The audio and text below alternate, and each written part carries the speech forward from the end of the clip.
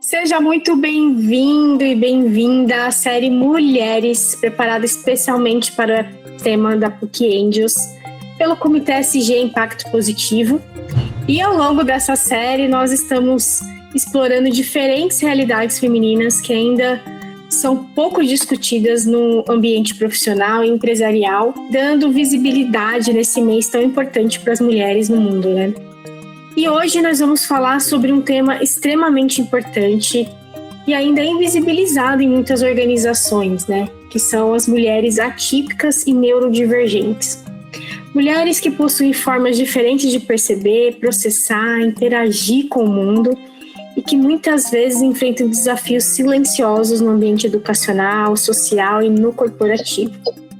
E para aprofundar essa conversa, eu tenho a alegria de receber duas profissionais incríveis aqui. Eu sou a Camila Duarte, eu sou presidente do Comitê SG Impacto Positivo, engenheira ambiental, CEO da Extrategia Consultoria Empresarial. E fazendo a minha autodescrição, eu tenho 1,62 m de altura, sou branca, cabelos cacheados na cor castanho, olhos castanhos, estou com uma blusa preta, um colarzinho dourado e uma maquiagem leve, tá? E eu quero receber aqui a Silvia, que é membro aqui também do comitê. Bem-vinda, Silvia, faça a sua apresentação. Olá a todos, é um prazer estar aqui. Muito obrigada, Camila, pelo convite. Meu nome é Silvia, eu sou funcionária pública há mais de 12 anos, tenho formação em letras e também em liderança ESG. Estive participando ano passado de um programa oferecido pelo Tesouro Nacional, que é Liderança Feminina em Finanças Públicas, e eu sou uma mulher parda de 1,70 m, estou com o cabelo preso, óculos retangular preto, uso uma camisa nas cores verde, azul e preto e tô com um batonzinho rosa. Maravilhosa, bem-vinda, Silvia. E agora quero receber também a Cristiane Santos. Bem-vinda, Cris. Pode se apresentar para nós? Olá, boa noite a todos e todas. Muito obrigada, Camila, pelo convite. É um prazer estar aqui junto com a Silvia. Eu sou a Cris Santos, sou profissional de psicologia e há mais de 20 anos atuo dentro de empresas, né? Já tive um histórico em empresas nacionais e multinacionais e agora estou no segmento de educação. Acabo coordenando e gerenciando dentro de empresas programas relacionados também a ESG, e também muito em função de diversidade e inclusão, né? Minha história profissional caminha muito de acordo com a evolução dos marcadores identitários aí no Brasil, muito voltado para pessoas com deficiência. Hoje sou mãe do Luiz Felipe, que tem 20 anos, também sou casada. E minha audiodescrição, eu sou uma mulher branca, de pele clara, os cabelos compridos, estou com um blazer, né, branco. No meu fundo tem os livros que eu tanto gosto. E se tiver alguém que seja surdo, o meu sinal é o C e Cris em função do cabelo. Muito obrigada mais uma vez. Obrigada, Cris. E muito bom a gente receber vocês aqui para falar desse tema. Eu vou fazer uma breve introdução antes da gente começar aqui a nossa conversa. Eu tenho certeza que o público vai começar a perceber um pouco mais da relevância desse assunto aqui. Desse universo estão pessoas com diferentes formas de funcionamento cognitivo, como autismo, TDAH, dislexia e altas habilidades. Só para termos uma dimensão, estimativas indicam que mais de 5 milhões de brasileiros podem estar no espectro autista e cerca de 10 milhões podem ter TDAH. E no caso das mulheres, esse tema ganha ainda mais complexidade, porque muitas passam anos ou até décadas sem um diagnóstico, né? Porque os critérios clínicos foram historicamente baseados em comportamentos masculinos também. Então, muitos desenvolvem estratégias de adaptação social tão fortes, né, que acabam mascarando os sinais, que é o fenômeno conhecido como masking. Isso mostra que o desafio não é capacidade, mas é uma necessidade de adequação dos ambientes e das culturas organizacionais, da sociedade como um todo. O resultado é que muitas mulheres passam boa parte da vida apenas tentando se adaptar a ambientes que não foram pensados para elas, o que pode gerar impactos profundos na sua autoestima, na carreira e na saúde mental. Por isso, nossa conversa hoje busca trazer essa consciência, informação e caminhos possíveis para ambientes mais inclusivos. E eu quero perguntar para a Cris, que é profissional da área, né, para a gente logo iniciar essa conversa trazendo todo mundo para a mesma página. Cris, o que significa ser uma mulher atípica ou neurodivergente e quais são algumas das condições que fazem parte desse espectro? É um conceito considerado como novo, para a sociedade como um todo, para as organizações, e por mais que dentro da medicina isso já era muito bem conceituado, mas demonstrado muito mais em crianças, né? Então, esse conceito tem uma certa dificuldade aí da explanação como um todo, porque todas as esferas estão aprendendo, né? Mas estamos aprendendo dentro das organizações, dentro das escolas, com as pessoas, né? Sejam elas adultas ou crianças. E como você bem falou, o mundo não foi projetado, né, para as pessoas que são atípicas ou neurodivergentes, né? Então, no conceito da palavra, quando você contempla atípica, o A é da negação do que é típico, né? Do mais típico também esperado dentro de um papel social do que se tem normalidade, né? E a gente não consegue explicar o que é normalidade se não for o patológico, né? Então já tem um conceito aonde vem com uma descrição de doença, né? E é muito importante contemplar que não é uma doença, é uma condição aonde as pessoas têm características, porque quando a gente fala do espectro, né, realmente é um conjunto de sintomas que traz uma condição aonde se tem muitos comportamentos, né? Esse é um conceito mais científico, né? Realmente que é importante trazer isso, porque já tira toda a questão do estigma, né? Que a gente não está falando de doenças e apenas condições aí de funcionamento, né? E quando a gente trabalha com a questão atípica, né, são formatos aonde não é considerado comum. Então, quando você fala de uma mãe solo, ela é considerada uma mãe atípica, né? Quando se tem uma configuração familiar ou uma afetiva, é considerado duas mulheres que são atípicas, porque parte do pressuposto que acaba sendo menos pessoas, né? Apesar da gente ter aí mais de 5 milhões, como você bem trouxe, né? Num contexto como um todo. E quando a gente vai trabalhar com a questão da neurodivergência, a neurodivergência também é como é o funcionamento neurológico, né? Em relação a todo o conceito e da quantidade de mulheres que tem. Então, os mais conhecidos enquanto neurodivergentes, né? Nós temos do espectro do autismo, o TDAH, o TOD, né? Que acaba sendo um transtorno opositivo, e todas essas neurodivergências, elas são muito parecidas entre si. Elas têm características muito comuns, né? E o que vai diferenciar realmente é esse conjunto no funcionamento de cada pessoa, de cada mulher como um todo. Então, a psicologia e a psiquiatria traz muitas informações, mas realmente é algo que acaba sendo novo porque não foi tão explorado.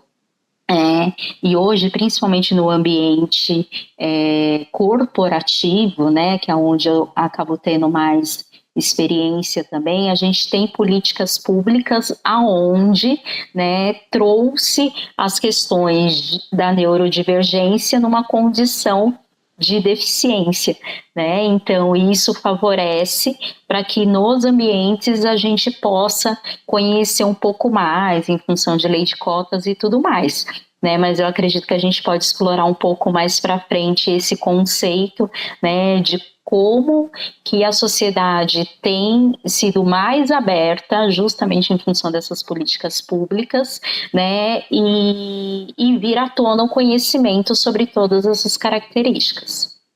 E enxergar todas essas necessidades, né, que a gente, todo esse conceito que é bem amplo e a gente poder trazer para a consciência o que nós podemos fazer de diferente também, né? Então vamos caminhar para essa jornada. E muitas vezes, né, quando ouvimos histórias pessoais, nós conseguimos compreender muito melhor essa realidade por trás desses conceitos, né? E aí hoje a gente recebe a Silvia. E Silvia, muito obrigada por estar aqui, compartilhar a sua história com a gente, colaborar também para que essa pauta chegue a mais pessoas, né? E conta pra gente como é que foi a sua jornada, a sua experiência pessoal em relação à neurodivergência. Pois é, tá sendo. Eu faço 41 anos amanhã e em janeiro que eu tive o meu laudo, que eu fiz os testes com a psicóloga e tive o laudo. Ainda falta do psiquiatra, mas diante de todos os testes e tudo aquilo que veio à tona e tudo aquilo que a gente pôde perceber, de fato, estou no espectro autista, nível 1 de suporte. E nossa, eu passei por tanta coisa e eu me cobrava tanto, porque você é nível 1, então muitas coisas eu consigo fazer por conta, mas algumas coisas eu realmente precisava de ajuda. E é complicado, porque as pessoas, elas não acreditam, porque, poxa, você é tão inteligente, então, assim, eu acabei não me aprofundando em altas habilidades, mas provavelmente também isso está ali, né, é algo que o diagnóstico aponta para que seja investigado. Então, nossa, uma pessoa tão inteligente como você fala tão bem, então como que você não consegue, né? Então, a gente acaba passando por várias situações mesmo que nos custa muito para você conseguir fazer, e você vê as pessoas fazendo com alguma facilidade, né? Com mais facilidade do que você, e as pessoas conseguindo, e você pensando, meu Deus, tem alguma coisa de errado comigo. E você não sabe o que é e não consegue ajuda, porque as pessoas não têm o conhecimento também, né? Então, tá sendo uma jornada agora também, de agora que eu sei, né? Eu consegui dizer, bom, tudo bem, eu não consegui fazer isso, né? Tá sendo um acolhimento para mim, um autoacolhimento, uma autoaceitação bastante grande, e também uma independência maior, porque se você tem um motivo, você tem também suportes, você tem também como lidar com aquilo, né? Então, sem dúvida, está facilitando minha vida, mas eu vejo quanto o diagnóstico tardio me trouxe tantas dificuldades que eu não precisava ter tido se eu tivesse sido percebida antes dentro do espectro autista. Que vive o consultório, né, Cris? Imagina quantas experiências você tem aí também de suporte para essas pessoas. O que você traz, assim, para essas pessoas que estão descobrindo agora? Como que você acolhe essas pessoas e como você direciona elas nessa jornada? Essa história, Silvia, é extremamente inspiradora, né? Porque realmente é uma coisa que é muito importante, né, no processo de acolhimento. Eu acredito que realmente, né, o diagnóstico ele é libertador, né, e também ele é acolhedor, e algo que é muito importante, né, que eu trago, seja no consultório ou no ambiente corporativo, ter esta condição, né, não significa que terão questões totalmente determinantes. O que é isto? Né? Antes de você ter esta condição, né, que agora foi identificado como espectro, você é uma pessoa com características, com personalidades. Então não significa que por você ter o espectro, né, você vai ter necessariamente esse comportamento. Né? Pode ocorrer que sim, mas pode ocorrer que não. E isto não pode ser o rótulo e o definidor total da sua vida. E como a Silvia mesmo traz, né, sempre foi percebido o quanto é inteligente. E não necessariamente essa inteligência é em função do espectro. Então, eu acredito que é muito importante, e a ONU ali, né, em 2008, traz, né, essa nomenclatura de pessoa com deficiência, ou seja, é uma pessoa que tem todas as suas características, seja mais extrovertida, menos introvertida, e tem essa característica, tem esta condição, né? E por que isto eu percebo que ele acaba sendo acolhedor? Porque não significa que você vai se encaixar naquele público que é determinante o que você vai ser. Né? O que você vai ser depende de você, né? Depende da sua história, que não é igual também uma outra pessoa na condição. Enfim, em consultório geralmente chega através de indicações do ambiente escolar, né? E os pais acabam trazendo, seja porque tem algumas dificuldades ou porque tem altas habilidades, como a Silvia mesmo contemplou, né? E também tem alguns estereótipos, né? Que isso também é importante a gente conceber, que não necessariamente aqueles fenótipos, né? Quem tem o espectro do autismo vai ficar se balançando, né? Necessariamente, ou vai ficar só enrolando o cabelo, que é o que a gente vê, né? E muitas vezes acaba configurando. Por quê? Dependendo da personalidade de cada um, vai ter outras questões. Em ambiente corporativo, isso fica um pouco mais evidente, né? E os próprios profissionais começam a identificar por quê. Dentro de ambiente corporativo, se é esperado, né, um perfil que é adequado para aquela função, determinadas competências, enfim.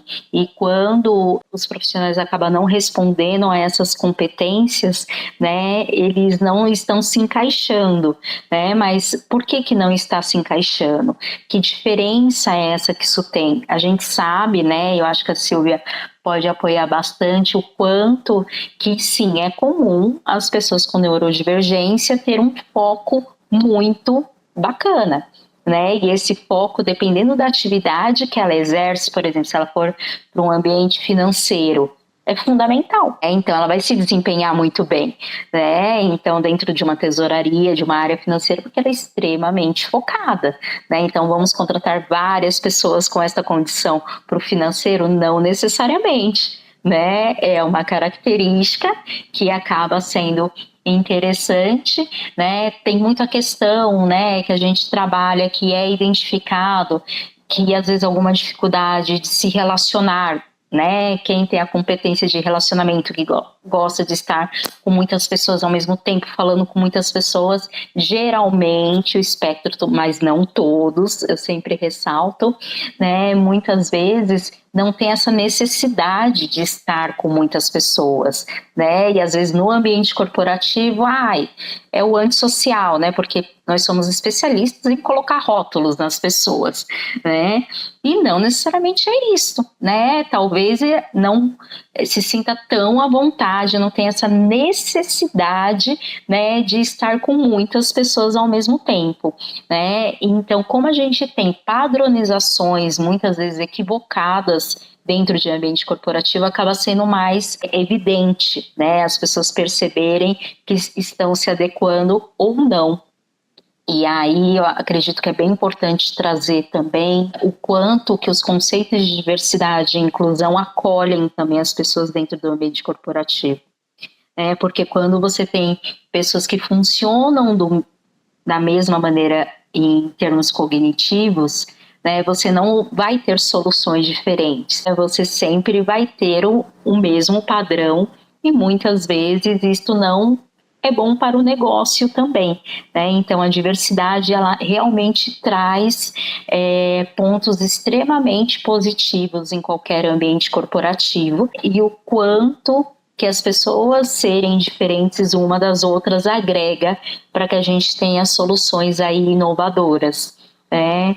Então, essa experiência no ambiente de trabalho é bem importante quando a gente tem profissionais que desenvolvem esses temas, a empresa, por mais que a sociedade não é preparada para todas as pessoas, mas dentro do ambiente ser controlado, ter essa percepção, trabalhar muito com comunicação, seja para os colegas, seja para os líderes, né? Porque a gente é diferente você apontar, né? As pessoas não têm conhecimento. Então, um dos pontos mais importantes, né, dos profissionais que trabalham com este tema é justamente a gente apoiar os líderes, né, de como a gente vai extrair o máximo do potencial de todas as pessoas, e que a gente percebe que realmente é muito bacana, né? A Silvia traz a história dela aí, quantos anos, né, como funcionária pública e também liderança em ESG, e aí com certeza, né, Silvia, em alguns momentos as pessoas devem falar, nossa, mas nem parece que tem. E isso é um preconceito também, né, porque o que é que esperaria que eu tivesse então também? E então a gente, como profissionais dentro do ambiente corporativo, tem que apoiar muito as pessoas, e para que possa propiciar um maior acolhimento aí de quem está nessa condição do espectro.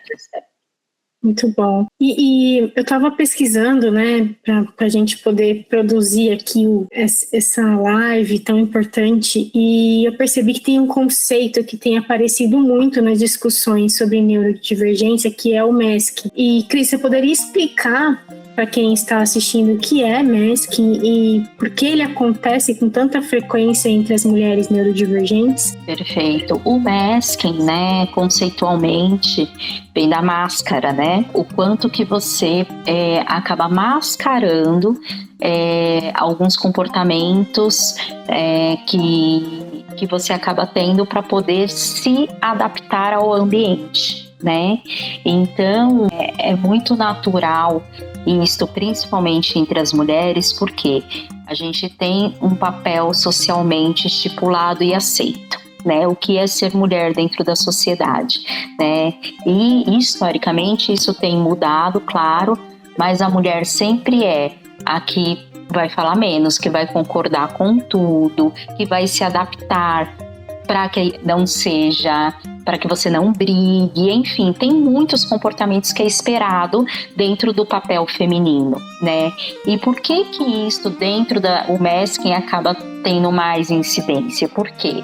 Por nós irmos em busca de atender esse papel social e ser aceita, né? Porque a mulher que fala muito, muitas vezes, né, ela é vista de forma equivocada. A mulher que é mais firme, né, muitas vezes é contemplada que está agressiva e que é louca, enfim, a gente sabe, né, desse histórico social que se tem. E como a gente acaba indo realmente para nos colocar e exercer muito bem esse papel social, é muito natural, muitas vezes, alguns comportamentos e algumas características que as mulheres neurodivergentes possam ter, né? Mas é confundido, né?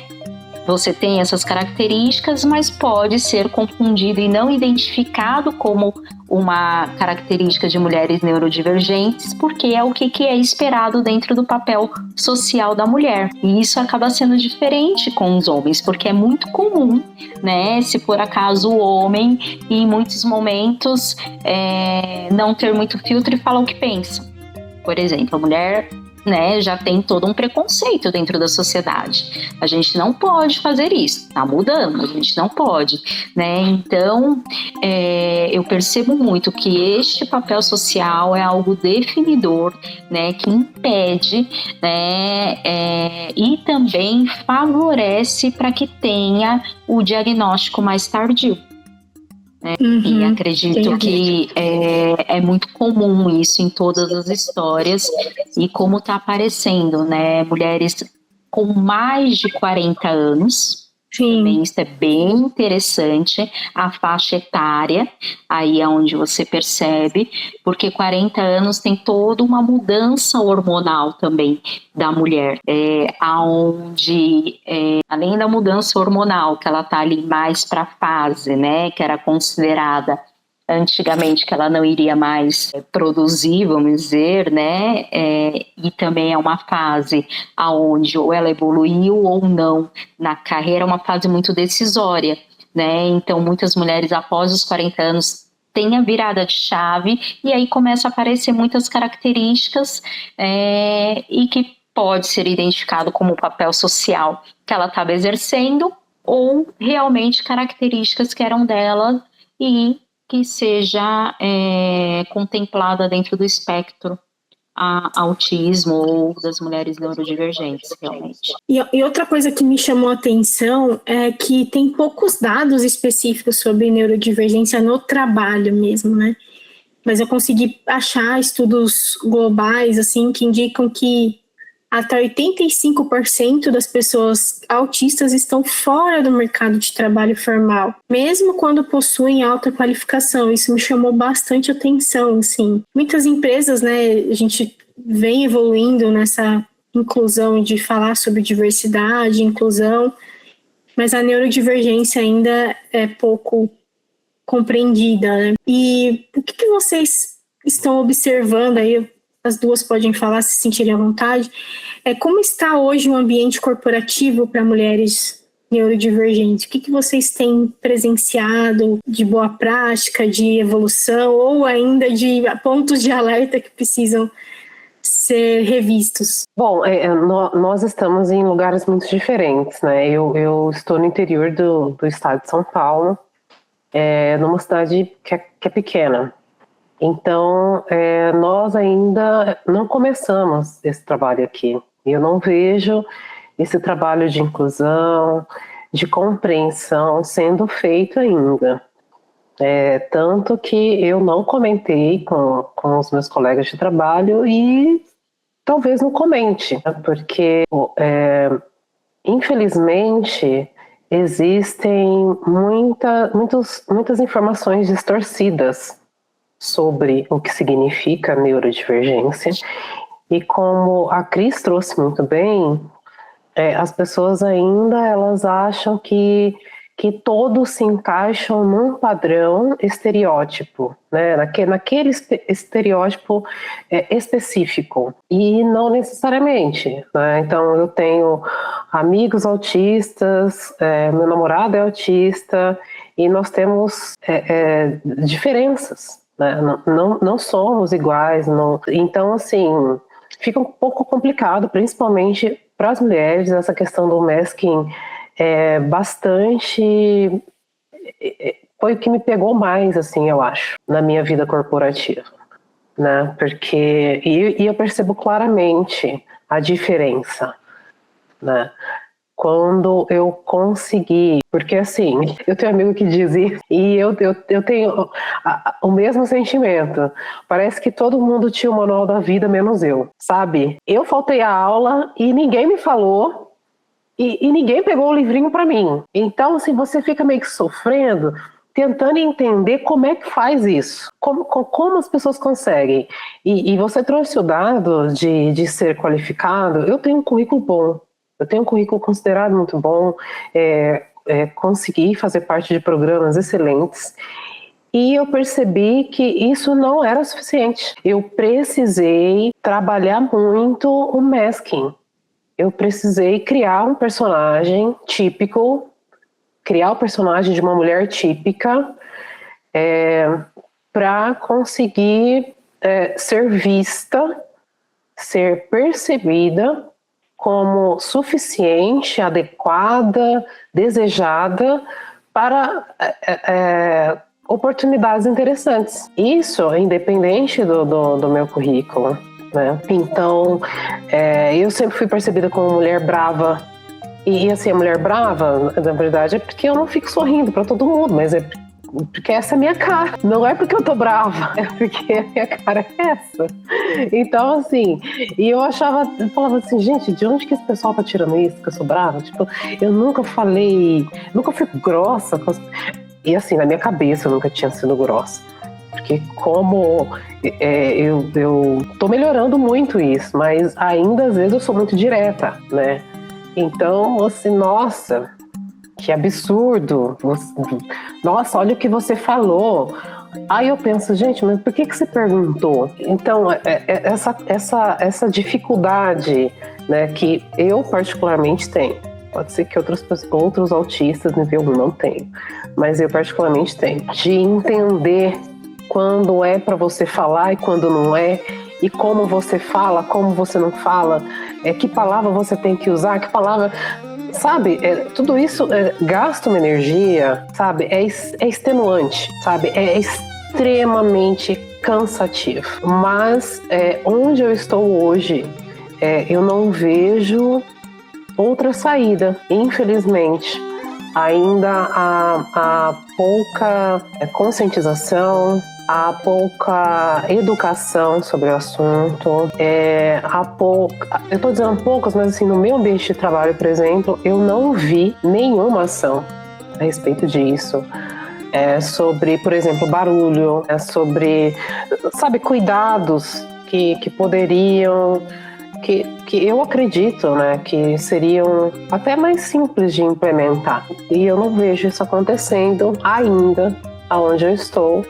Infelizmente, como mulher, eu sinto que eu preciso ainda ter esse personagem, usar esse masking para conseguir ser percebida como uma pessoa interessante para desempenhar o meu trabalho e para, enfim, estar nos espaços que eu quero ocupar.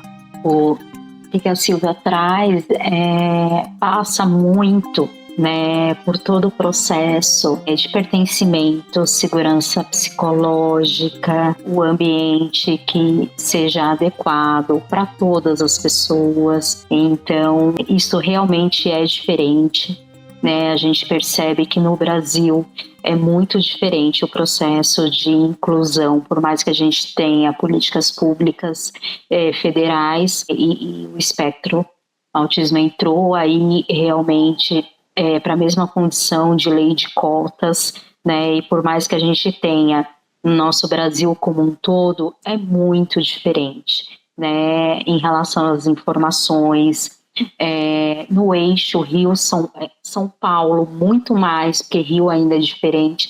A gente tem muitas empresas de sede multinacionais americanas e europeias, aonde a divulgação em relação ao espectro, né, ele é muito mais amplo, né, muito mais comum, né? Então essas empresas trazem, né, aí da Europa e dos Estados Unidos um entendimento do que é o espectro, como que as pessoas lá se desenvolvem, né, como que elas atuam no ambiente de trabalho com condições adequadas, né, onde muitas vezes a pessoa tem dificuldade com o barulho e não precisa ter o espectro do autismo, né, para ter dificuldade de se concentrar. Antes eu gostava muito de barulho, né, eu trabalhando. Hoje, depois dos meus 40 também, isso já me incomoda, né, bastante, não necessariamente tem.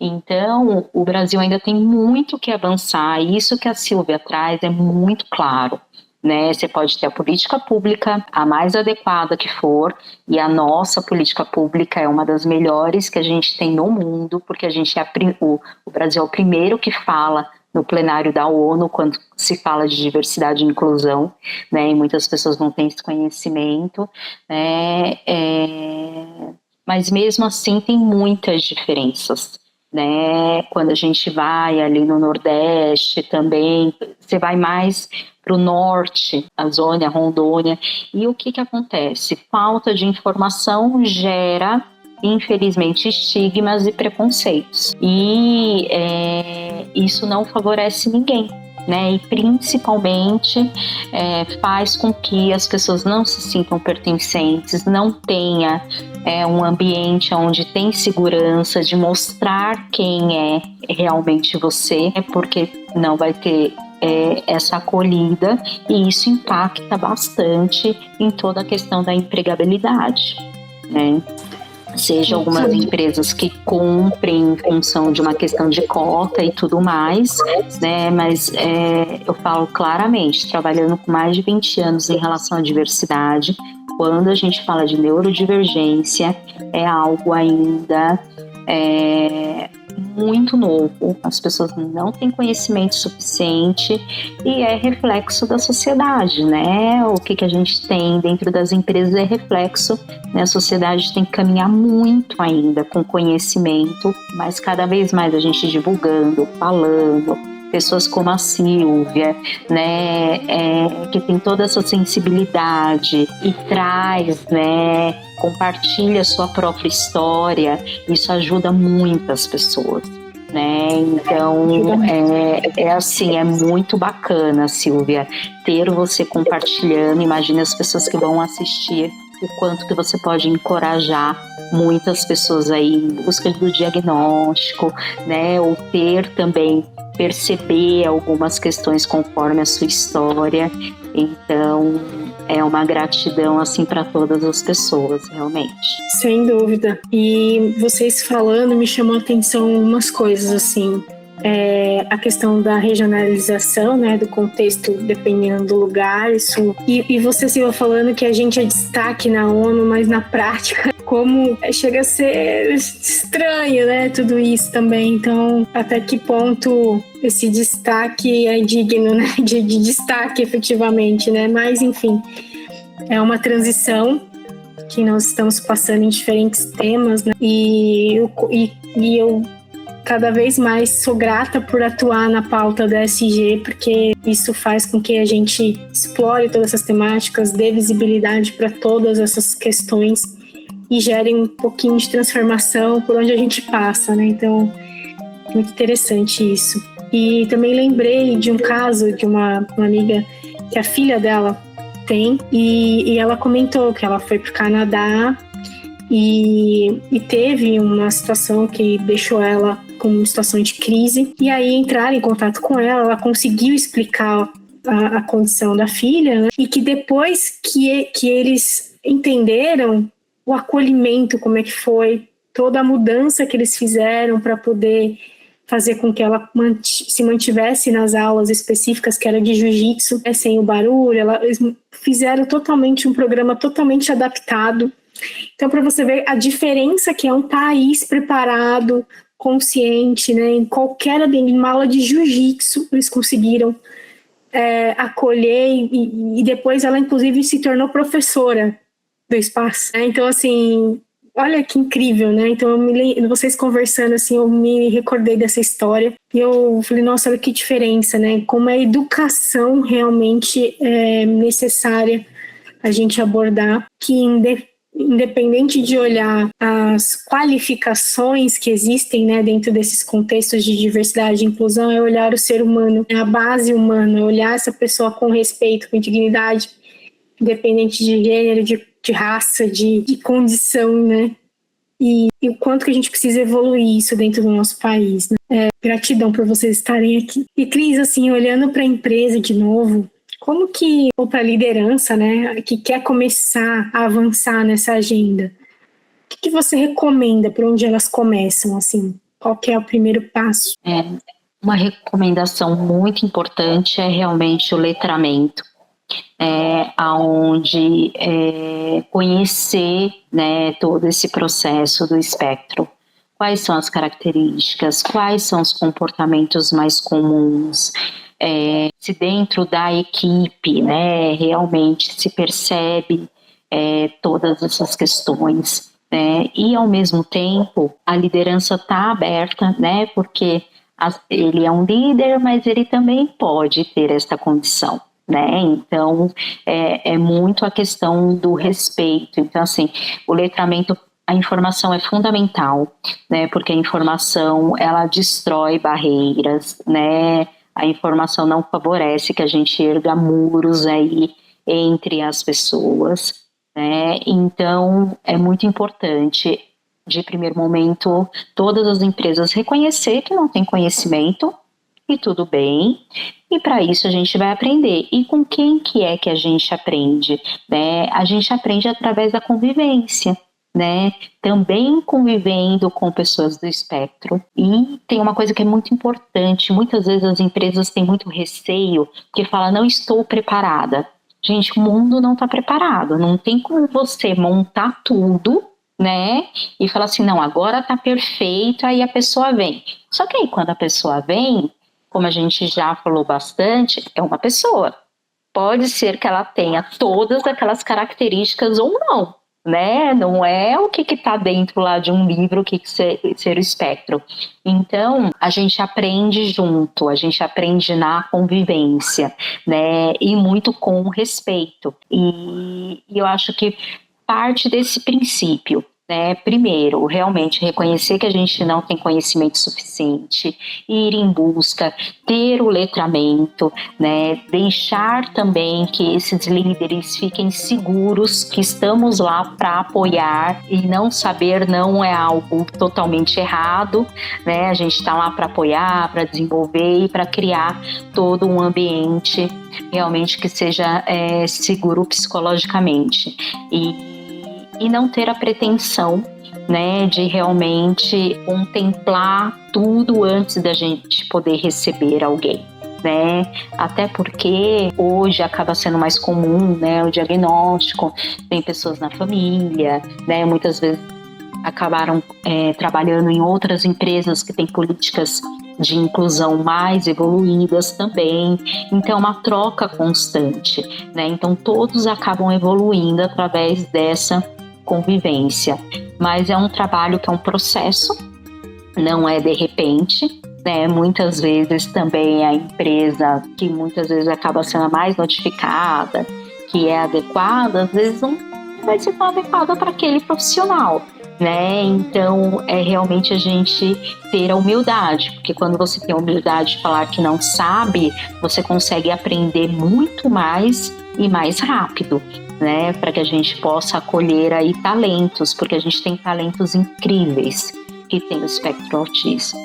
Então, quando eu trago essa questão americana e europeia, né, tem muitas experiências, né, em Microsoft, a própria Google, né, onde tem profissionais com autismo e tem os ambientes com os cuidados e o apoio necessário, que assim, não tem diferença no momento que vai ser avaliado, vai ser desenvolvido, né, e deixar claro realmente quais são os apoios que são necessários.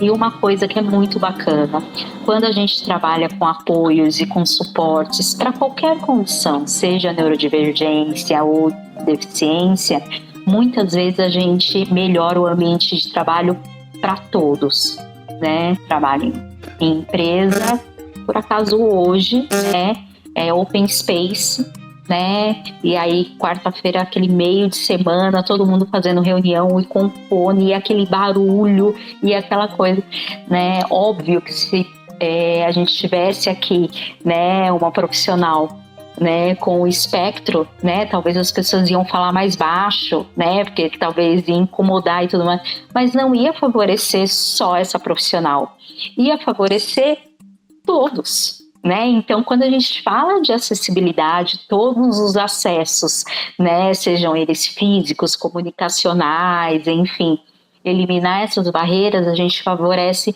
muitas pessoas, né, independente de ter esse diagnóstico ou não. Sem dúvida.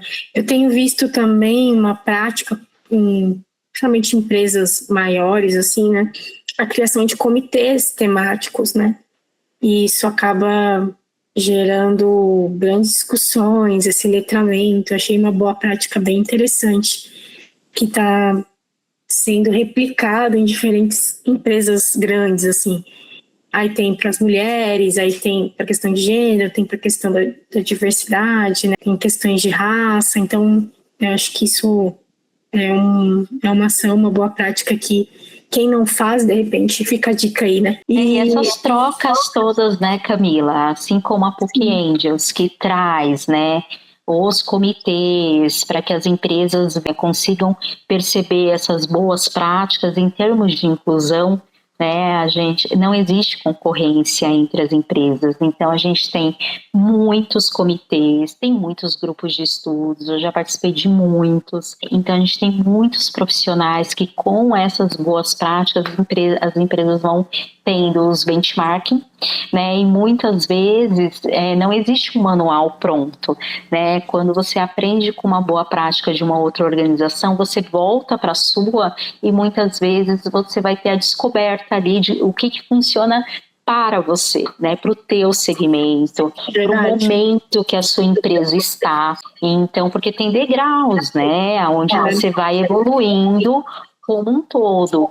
Então, essa troca de experiências como um todo, todos ganham, né? E principalmente os profissionais aí que estejam nessa condição, enfim, tudo mais. No RH, assim, qual o papel que você vê que é tão importante, né? Quando a gente fala de neurodiversidade e inclusão de mulheres atípicas, assim, qual que é o papel, ou deveria ser, né? O papel do RH nesse processo? Perfeito. Tem algo que assim é muito importante. Quando a gente trabalha com diversidade, a priori, né, principalmente aqui dentro do Brasil, diversidade e inclusão está no RH, né? Porque o RH vai desenvolver os profissionais, desenvolver as pessoas, criar condições para que possa ter a melhor performance e se sentirem pertencentes, ter a segurança psicológica no ambiente de trabalho. Mas eu acredito que não só o papel do RH, a questão de inclusão é um tema da empresa como um todo, né? Em muitas empresas, novamente, europeias e americanas, quando você fala de diversidade e inclusão, ele está ligado à estratégia, né? E realmente ao board da organização, né? Aqui no Brasil meio que ficou embaixo de RH, por quê? É um processo onde é um tema que ele é cross, né, realmente. Cada área tem a sua contribuição e tem o seu papel, e geralmente, como você contemplou, os comitês temáticos, né, você vai ter profissionais de RH, você vai ter líderes, você vai ter pessoas da governança, né, que vai trabalhar com políticas adequadas para aqueles marcadores, né, identitários, né. Então a empresa como um todo, né, o RH tem um papel sim importante de fomentar essa cultura inclusiva e também toda a questão da equidade dentro da organização, né? Então realmente aí fica bem aqui na área aí que eu estou há bastante tempo e gosto tanto, mas é muito importante, né? Porque e também não pode ficar um tema do RH, né? A diversidade só é lá. Porque, né, por mais que a gente implemente, fomente essa cultura inclusiva, se eu não tiver uma política de governança adequada, né, para identificar ali a quantidade de mulheres neurodivergentes que não chega na liderança, né, não vai ter força, né? Se eu não conseguir conscientizar, né, seja o meu CEO, seja o meu conselho de administração, meus comitês, né, através de informações da relevância como um todo e também desenvolver informações para que o colega de trabalho esteja ao lado da Silvia, né, e conheça como que a Silvia é em função dessas características, né, ela não vai ter convivência, por exemplo. Então, não é o RH em si, é a empresa como um todo, são todas as pessoas e muitas vezes tem uma coisa muito bacana que a gente aprende com inclusão. Às vezes não estão nos papéis formais, nos cargos formais. Muitas vezes, e isso assim, tem outras pesquisas que falam quando você tem um amigo, né, no trabalho, isso faz com que você seja muito mais engajado e muito mais feliz no seu ambiente de trabalho. E muitas vezes aquele amigo talvez seja o aprendiz que acabou de entrar, que teve um olhar né, humano e acolhedor para você. Muitas vezes, óbvio, que se vem da liderança, isso dá um conforto muito bacana, né? Mas vai se desenhando, né, tudo isso à medida. O RH tem que ser propositivo, ter ações intencionais, ter metas, né, fazer um senso de diversidade para entender quem são as pessoas que estão ali. Sim, mas é um tema de todos. Realmente, o que a gente vê na prática. É de todos mesmo. E meninas, vou chamar você de meninas. Sil, você quer deixar alguma mensagem para as mulheres que estão descobrindo os seus diagnósticos tardios, para a gente encerrar aqui a nossa conversa?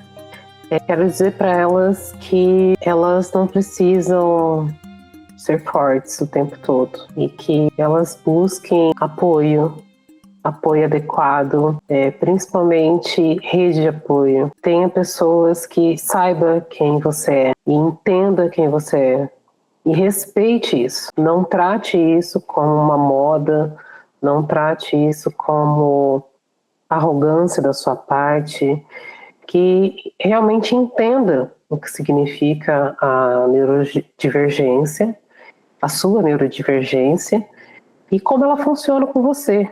E como é, e equaliza suas expectativas sobre o quanto hoje as pessoas estão preparadas para entender que de repente você vai precisar usar esse personagem, você vai precisar continuar usando masking, mas fica muito mais leve quando você tem um lugar onde você pode ser você, onde você pode pertencer, como a Cris muito, muito bem trouxe, que nem sempre esse lugar vai estar no seu trabalho, infelizmente.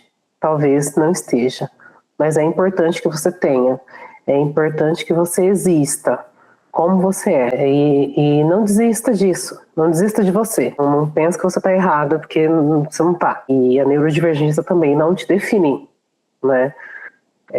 De fato, você é uma pessoa. E antes disso você já tinha sua vida e agora você vai continuar sua vida, né? Com mais compreensão de quem você é e de repente, inclusive, podendo ser rede de apoio de outra mulher ou de outra pessoa que está passando pela mesma situação de receber o diagnóstico depois de tantos anos de vida. Então é isso.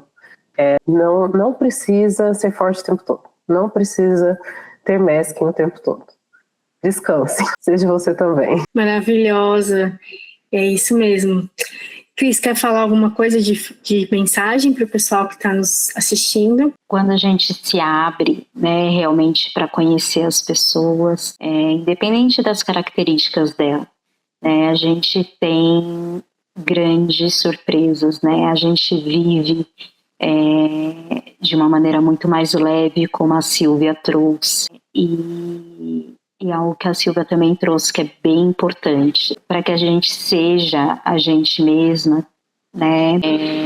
A gente precisa se respeitar realmente com as nossas características, aceitá-las, né? Se não for saudável, como eu falo muito para os meus pacientes, e aí buscam apoio para poder se desenvolver, para poder melhorar, para que seja saudável para você.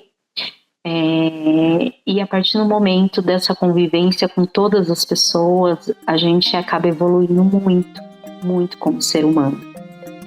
Então, busquem, convivam com todas as pessoas. A gente pode ter muitos livros, muitas teorias, né? Mas já dizia Jung ali, né? A gente só realmente consegue saber o que é a vida, conviver quando você enxerga o outro como um ser humano. E a gente tem realmente esse dom, né? A gente pode se conectar com as pessoas, tem tantas formas hoje, né? Como nós nos encontramos para falar sobre esse tema neste momento. Então, assim, busquem, dividam, mas estejam abertos, né? Porque a gente pode ter surpresas e ter uma vida muito mais leve, e respeitar e realmente ser a diferença, na vida do outro. E se tem uma coisa que as mulheres têm essa capacidade é de transformar dor em ação, né? A gente fez o episódio das mães atípicas também, e dentro de um turbilhão ainda tem pessoas que vão lá e criam um instituto para ajudar outras mulheres.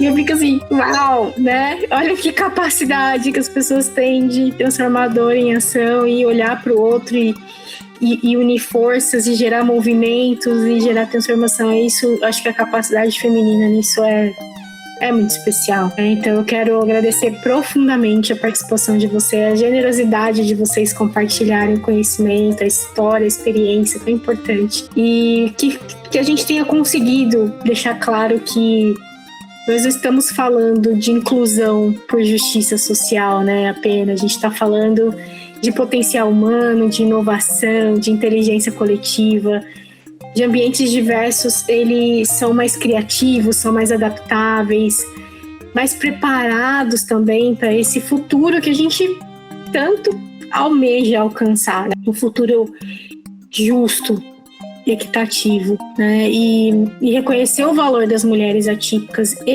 neurodivergentes, né? É um passo tão importante nessa jornada também.